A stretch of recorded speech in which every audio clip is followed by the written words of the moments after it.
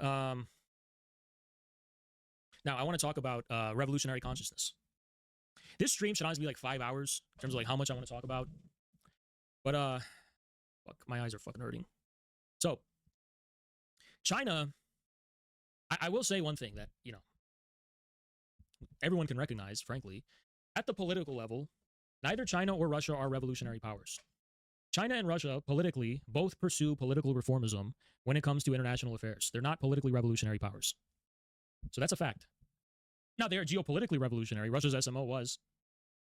And they're revolutionary in the historical and economic sense, materialist sense, but politically, they're not revolutionary. They don't have revolutionary consciousness. Yo, Noxter, what's up, man? Anyway. So, Noxter's not even a groiper, all right? It's like, you think about it, he's not even a groiper. He's not even a groiper. The actual groipers are like an actual thing. Like those people, they're all in them telegrams and whatever. He's not a fucking groiper, bro. He's not like plugged in with that whole movement. He's just a fan. He's an Instagram fan. Anyway, I'm not gonna get into it. Let me continue. All right. So, where was I? Yeah, they're not politically revolutionary. Okay, and that's true. I mean that's indisputable. But before anyone criticizes Russia and China for being, politically reformist in international affairs, for not having the revolutionary consciousness and this kind of revolutionary spark, that's my primary issue, is the people criticizing them. Because let me talk about China especially here, because the case of Russia is complex and actually legitimate as well, but it's just more complex. Especially in the case of China, I think it's fair to say that China did reach the maximum thus far in the history of humanity, the ultimate threshold of what it is possible to maintain as revolutionary consciousness in the 20th century. There is no country or civilization in all of human history which cultivated, which adopted, which pursued to its logical conclusion and took seriously on a mass scale, at the scale of hundreds of millions of people, the revolutionary consciousness.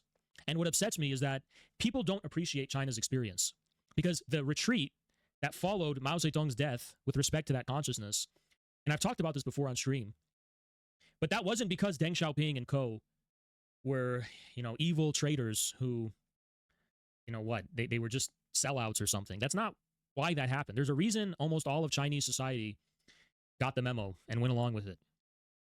Because it reached a certain limit, a limitation, right? Based on its own insufficiencies, based on its own inadequacies.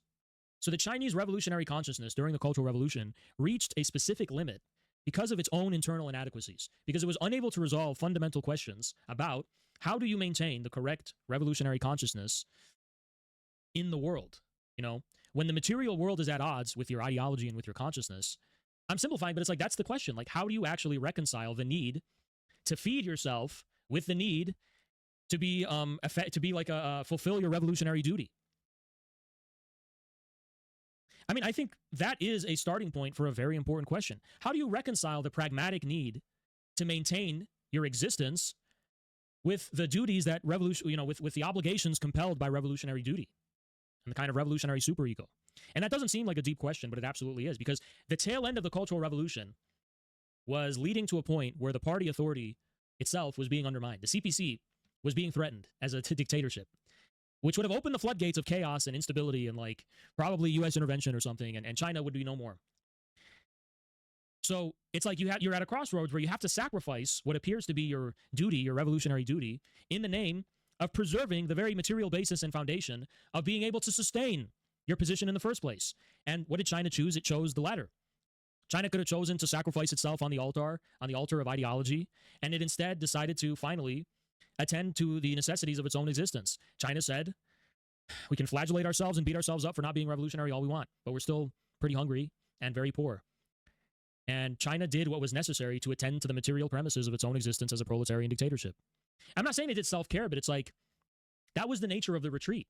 China said, we're going to cultivate our existence, and that's step one. Step one for the revolutionary is you have to attend to the material basis and premises of your existence. This is, to be profound, this is the same dilemma as how can you be a communist with an iPhone? Oh, you're a communist and you live in a capitalist system? See, leftists think that they've mastered these quandaries, but actually you haven't. You really haven't. Um,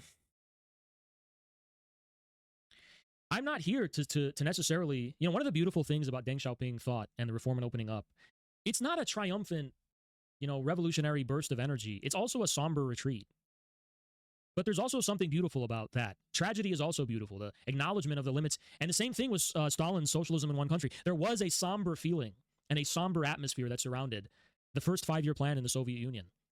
It wasn't all, we're fulfilling our revolutionary fire and energy. No, it's also like we can appreciate the beauty of our revolution now. We can finally cultivate and consolidate, And that's a very somber process because it's like, that song, I'm going to just fucking, I'm going to do something that I deserve to get shot over because it's so like sacrilegious.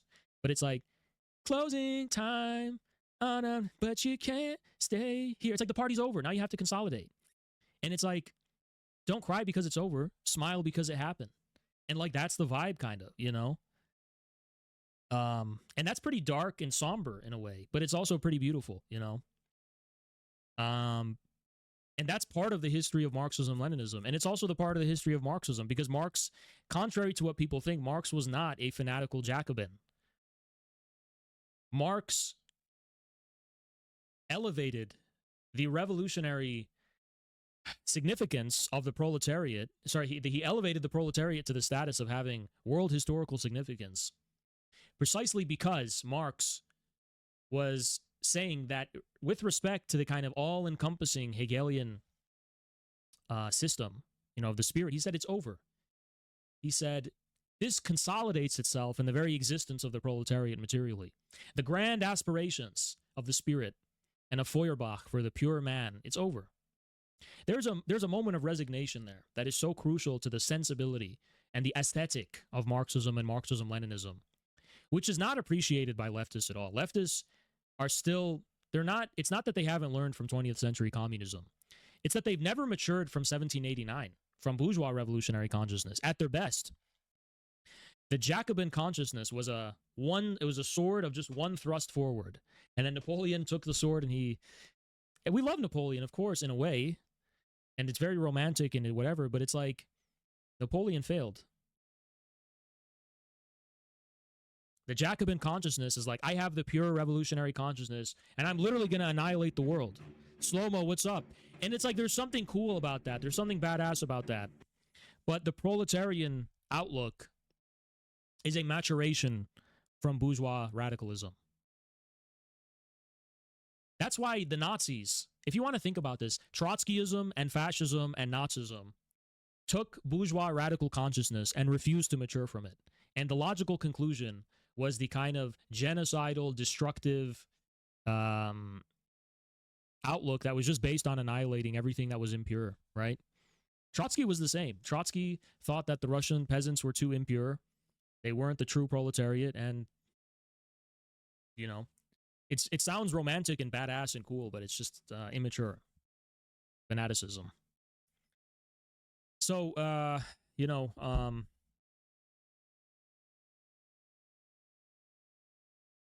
we're deficient in. We're deficient in artists. We're deficient in musicians. We're deficient in the architects of the soul, the engineers of the soul. We're deficient in that because it's like really hard for me to communicate this sensibility. Just American left, they just don't fucking get it, man. They just don't fucking get it. It's like you aspire toward an apocalypse that has already happened, and now you need to reflect on it. And what I mean to say is that you need to accept the historical necessity of Deng Xiaoping. Why did the Cultural Revolution have to end? You need to accept there was something about that was born of the internal limitations of that revolution. And the same is true for the Soviet experience. And only once you accept that fact can you be at peace. And I was at peace. I was at peace. I remember I said we already live in socialism and I'm at peace. And then what happened, guys? I told you the story. What happened to me? I couldn't fucking sleep anymore when I was at peace. And that is such a beautiful, profound irony. Because once you attain peace with history, no longer the generations of old weighing on your head like a nightmare, once you let the dead be buried and you attain that peace, then and only then will you know what it means to be compelled by a higher revolutionary calling. By force. I could not sleep. My whole vision of world revolution and of the Second American Civil War was wrought from a physically agonizing condition that was literally my physical body rebelling against the internal peace that I found in making peace with how history went. Because once you make peace and accept why what happened had to happen, you now take on a burden of historical necessity, which is not subjectively, but objectively revolutionary. Then and only then does everything be clear. You think I have a subjective enthusiasm for revolution? None. I have a somber, objective understanding that we are on the cusp and we are in the era of world revolution. That we are in the era of a profound, destructive, revolutionary change coming to the U.S. Because for that internal peace to be possible, don't think you're going to rest easy and just go about your fucking day with it. No. Now you're going to be confronted and shown exactly how much violence, how much turmoil, how much chaos, how much war and destruction will be necessary for that same exact sense of reconciliation, Hegelian reconciliation and peace you attained internally to be reflected by the world without. Then and only then will you understand the price of peace. No more subjective enthusiasm or subjective radicalism. Now you're actually going to be a real revolutionary. You know?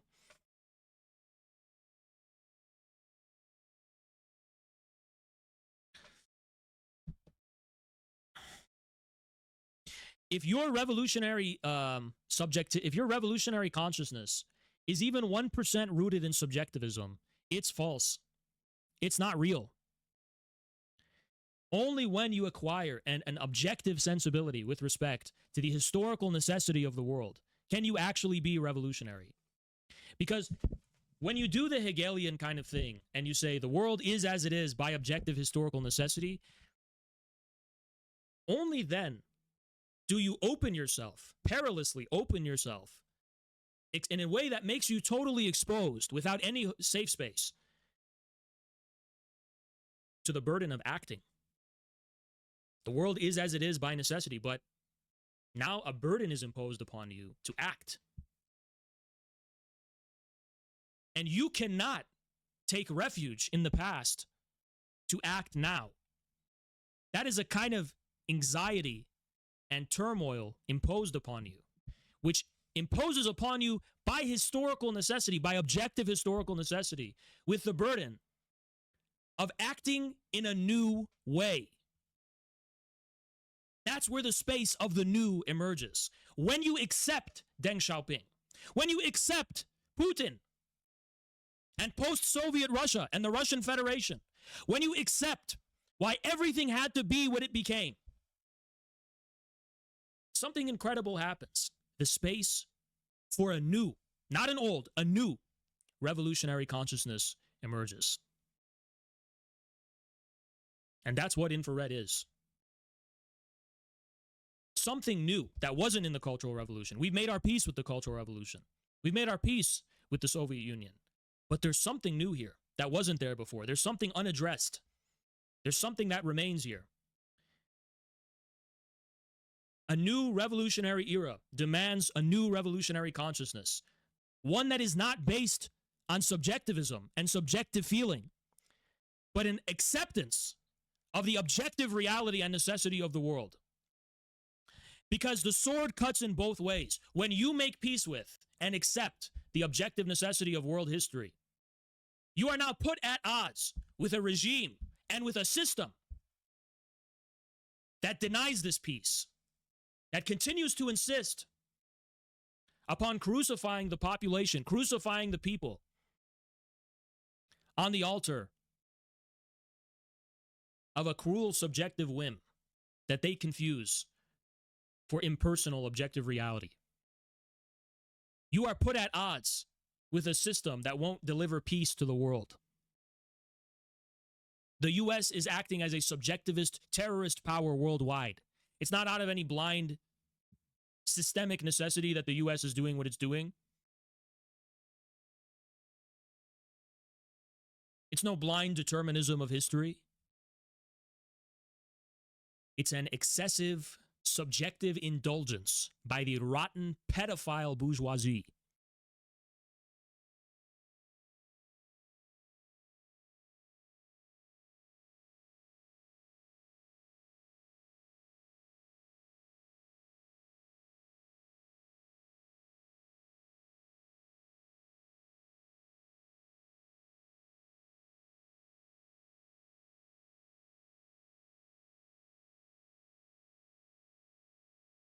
Our consciousness, our revolutionary consciousness is for the first time, post 20th century.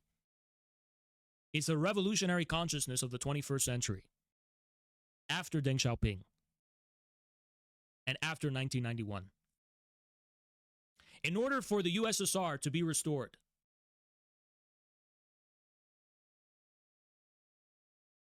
Marxists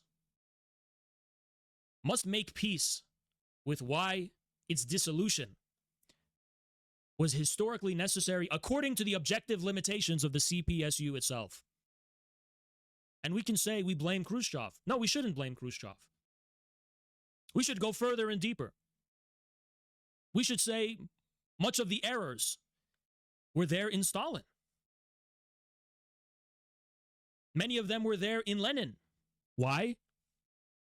Because both Lenin and Stalin, although infallible in their historical direction, came out of and emerged out of social democracy. They carried with them the baggage from European social democracy, baggage that they never actually fully discarded. That's what put Stalin on a collision course with Mao. Mao discovered a revolutionary praxis that outmoded social democracy. Mao went to the peasants and organized among them an army. And that was the basis of the CPC. Stalin said he's not a Marxist. Well, that's because Stalin had a social democratic background he never fully discarded. He did break from it through Lenin by proxy, but Lenin and Stalin did not have enough time to reflect upon the rot within European social democracy. The bastard Karl Kautsky, if you want to blame someone, it began there. Now, Kautsky did make an innovation which was important for Marxism, namely, out of the subjectivism of theory and ideological consciousness, turning that into the logic of a functioning, objective political authority. That's what social democracy accomplished. But the way it was done from the outset, the way that happened, predestined it to revisionism, reformism, and ultimately the liquidation and abandonment of Marxism itself.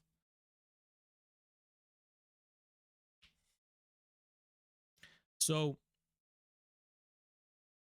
we must rediscover not just Marxism, Leninism, but all of Marxism itself.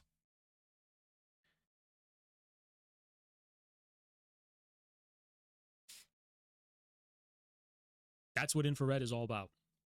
And that's why I have been put at odds on a collision course with the gatekeepers of the, American left,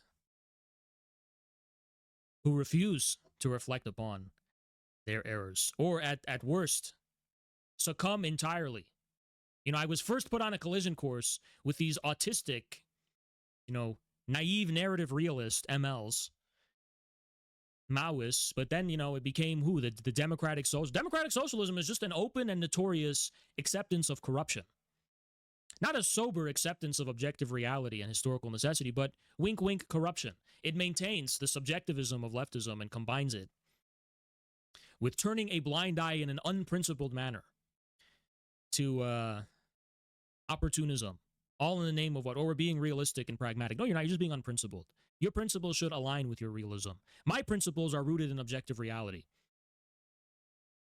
Yours are not. You may be the paradox of the DSA is, we have 100,000 members. You have all the people that are out of touch with the masses. That's a lot of people, sure. In a country of 300 million, you've rounded up all the people who are the most extremely out of touch with the masses. It's not an accomplishment. It's only when an interaction with the masses and, well, we have interacted with the masses. No, you haven't. You've interacted with people that have already been educated by the institutions of the U.S. state or of civil society. Those are not the masses. The masses are those between the cracks. That's why they're masses, you fucking idiot. They're not masses because it's many individuals. They're masses because they cannot be coded. They cannot be qualified according to the institutional means of identifying populations. That's what it means to be the masses. You could say maybe they're U.S. citizens, but you can only call them the masses when there is an insufficient ability to identify them according to the logic of an institution. You know, if you're talking about institutionalized subjectivities, those are not the masses. The abstract element is the institution. In the case of the masses, what's the element of abstraction? It's a vacuum. It's that there's an absence. There's a lack of recognition of the masses. There's no institution interpolating them. That's why they're the masses. They're decoded. They are just masses. You know, that the element of abstraction is a wild revolutionary tendency. But in the case of amalgamating different, you know, university students or you know, I don't know, Starbucks or something, all you're doing is amalgamating different institutionalized subjectivities. That's not the logic of a mass movement. It's the logic of fascist corporatism. You're creating an alliance between different institutionalized subjectivities. Yeah, that's literally fascist corporatism. It's the same logic. The element of abstraction is entirely consolidated at the same scale of abstraction of the institution itself. Yeah, that's not the masses. That couldn't possibly. The masses are what resist institutionalization, you know? So, and it's the whole bullshit about, you know, intersectionalism and the diverse coalition shit. The whole point is they want to create a black people institution and a Latino, Latinx institution, an Asian institution. All these different races and ethnicities need to have their own, you know, institutional representation, this kind of like corporate representation, like in the fascist sense of corporate. And, you know, you just kind of bind them together, you know, and that's the unity. Their unity is a unity of different corporate associations. Our unity is a unity based in a unifying principle that cuts across institutions and which has the potential to lead the masses as they are, not as they're institutionalized, as they really and truly exist.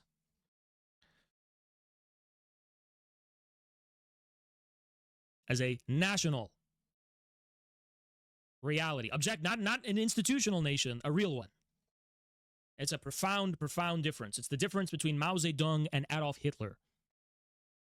We are with the party of Mao. You are with the party of Hitler. See, what's the difference between ACP and DSA? ACP is of the party of Mao. DSA is of the party of Hitler. Simple as that. That's all you have to say.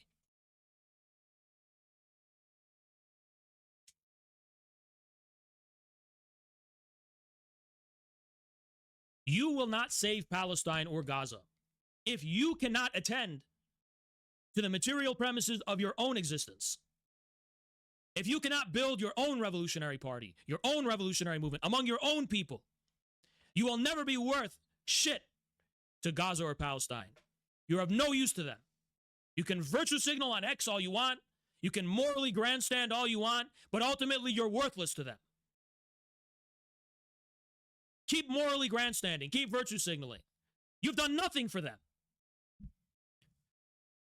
All these fucking people, virtue signaling and morally grandstanding at Russia and China, they sat and watched, like everyone else, the children and people of Gaza get slaughtered. And they didn't do a fucking thing about it to make a difference. Because their head was in the wrong place the entire time. You are not Superman. Fuck Superman and fuck that guy, whatever, James Gunn, that pedophile. Your focus should be what China does. Your own country, your own people. Because if you could do that, you could literally take the entire basis of the genocide against Gaza. You could wipe it out. All you have to do is attend to your own business and you would save Gaza. But no, you have the mentality that you want to be Superman. That Zionist Hollywood movie that was created by pedophile James Gunn that they all love. I'm going to be Superman. I'm going to save Gaza. That's not how it fucking works. You're of no use to Gaza if you can't be a leader for your own people. Liberate America first. Because you are nothing to Gaza as an individual. Nothing. The only thing you could be for them is a leader of the American people. Because it's the American government that is responsible for the genocide against Gaza. Who lifted a finger for Gaza in America? Nobody. I don't want to fucking hear a word about people bitching about Russia and China. You think the DSA gave a fuck about Gaza? The DSA spent the last 3 fucking years debating about whether they want to be Zionists. They spent the last 2 fucking years debating about whether they're fucking genocide supporters or whether they condemn it. What did they do for Gaza? Who the fuck is any DSA piece of shit to say a fucking word about China or Russia? They're literally promoting the fucking Democrats. You know, the bulk of the genocide occurred under Biden. The Democrats are a genocidal party, and they promote them. You're going to purity test Russia and China? Fuck you, you piece of shit. You tell people to vote Democrat. Oh, China does these economic deals with Israel. That's economics. You politically support Zionism, you piece of shit. You're going to talk shit about China because there's Chinese people making money out of Israel? Okay, but who put a fucking gun to your head and told people that they should support Zohran Mamdani and continue supporting Democrats? Did anyone force you to fucking do that? Who forced you to fucking do that? That was a decision of political will. You are infinitely more guilty, you piece of shit.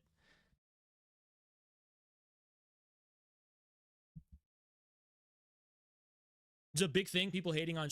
Oh my God, it's like, it's changing everyone's consciousness. They're like, oh my God, China's not Superman. Yeah, James Gunn is a disgusting millennial pedophile. And Superman is for millennial retards who lack taste in anything. Like, Superman is for glasses-wearing millennial pieces of shit. Man-children, adults that can't fucking grow up. It's a Hitlerite film whose basic premise is that Zionism is good, it just needs a human face. Imagine being Nazi Germany, and you're literally you're killing all the Jews, you're Nazi Germany, you're slaughtering all the Jews, and then some, like, Nazi hipster makes a movie in Nazi Germany about how this, like, Nazi hero is saving all the Jews. How fucking disgusting is that? They literally were satisfied by Superman the movie while they were sitting in that theater watching Superman. Children in Gaza were being bombed and torn to shreds while they were self-satisfied. Oh, Superman is this. Superman is a... You are a disgusting piece of shit for implying that sensibility and that aesthetic has anything to do with the liberation of the Palestinian people. It's just to make you feel good and nothing else. So stop getting it twisted. You don't care about Gaza. You care about making yourself feel good. Just admit that fact. You don't care about Gaza. If you cared about Gaza, you would be... You, within U.S. politics, would do everything necessary to form a competent opposition to the regime. And yes, if you had to sacrifice transgender and whatever feelings, you would. You wouldn't even think twice about it. But you're so fucking picky, and you have so many of these preferences that you refuse. So there we have it. You don't care about Gaza because you're a picky little bitch who only cares about feeling good about themselves, not about stopping a genocide. Master Yoda, what's up? And I have hatred and disgust in my system because I remember the ISIS dogs at Emory. I remember these Free Syria ISIS people at Emory. And I remember they're talking about Palestine, but holy fucking shit. I'm calming myself down because I'm going to get so triggered if I think about this.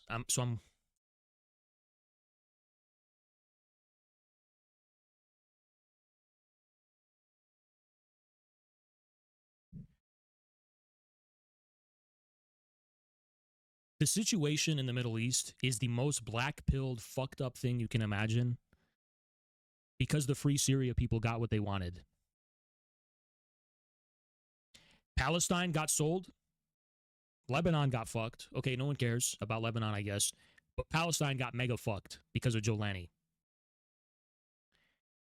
And these same people were canceling me and Jackson because we opposed regime change in Syria. while simultaneously claiming that we're grifters and we're not the true advocates for Palestine. They are. I didn't know Palestinians didn't need weapons. I didn't know they didn't need military infrastructure. I didn't know they didn't need anti-Zionist neighbors. I didn't know they didn't need material. See, remember what I told you about revolutionary consciousness and how it has to be rooted in objective reality? It has to be rooted in realism. Remember what? This is exactly why. In the same breath that these people said, we're more free Palestine than you, Jackson. Why? Well, you're a grifter and you support Bashar. Okay, you got what you wanted. How did that help How did it help Palestine that Jolani took power? How did Palestine benefit from the regime change in Syria? Who's going to take responsibility for that? No, they won't. They won't, because they're disposed of the same leftist infantilism that the Chinese and the Russians moved on from 100 years ago. Okay? So China and Russia don't have patience for that. And neither do I. We did it. We saved the city. It's like, how did that help? Did you feel good about yourself that you toppled Assad? Did that make you feel good? I hope it did. But to appraise the material reality, so to speak, you fucked Palestine. More than the UAE or Saudi or anyone else. You, Free Syria people, did. Your endless lobbying in the U.S. Had you not even been here, by the way, in the U.S., you would have even helped more. If there was no ability for Jolani to normalize with the U.S., maybe they would have been forced to help Palestine. But you enabled that normalization. So there you go. What can I say? What can I say?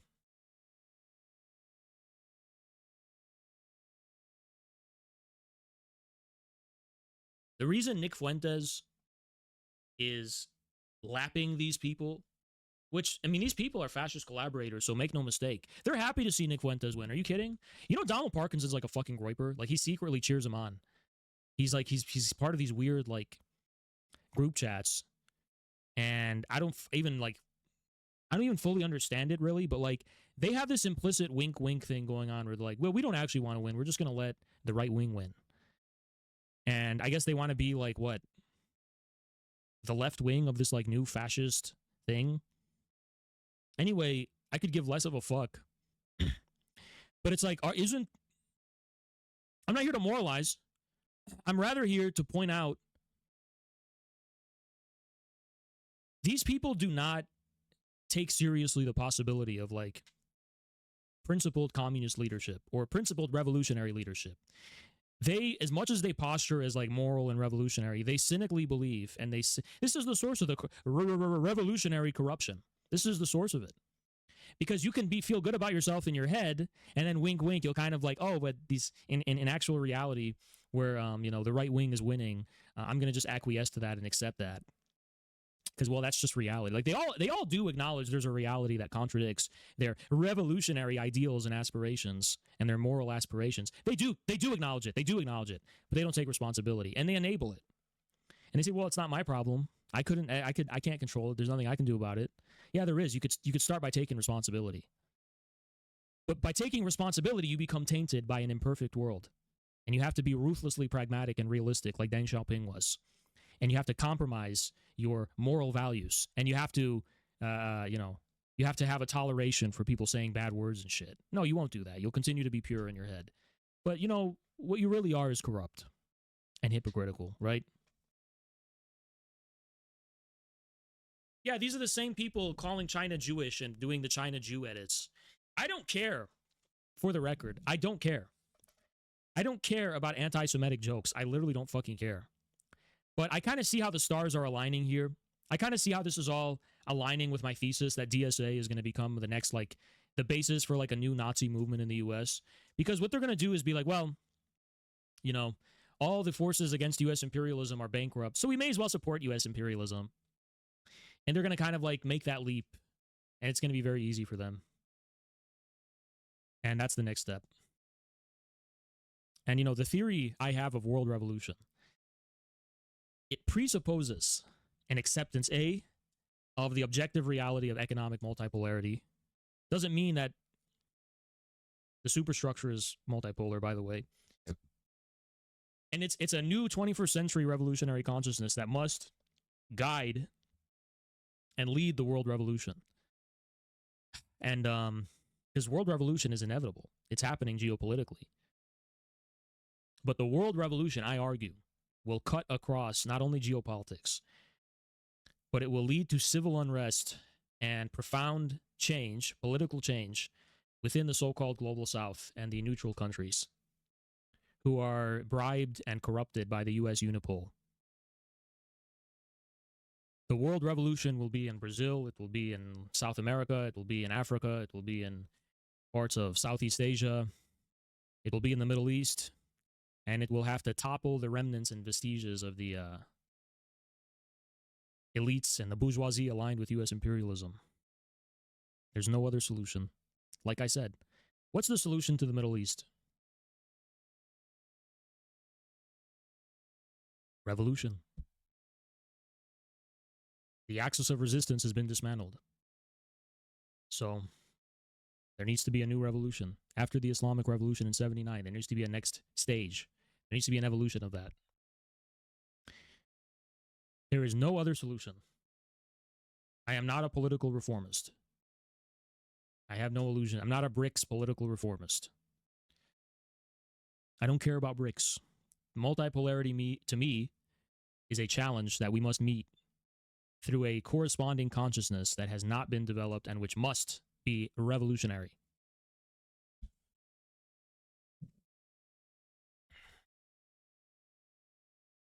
Okay.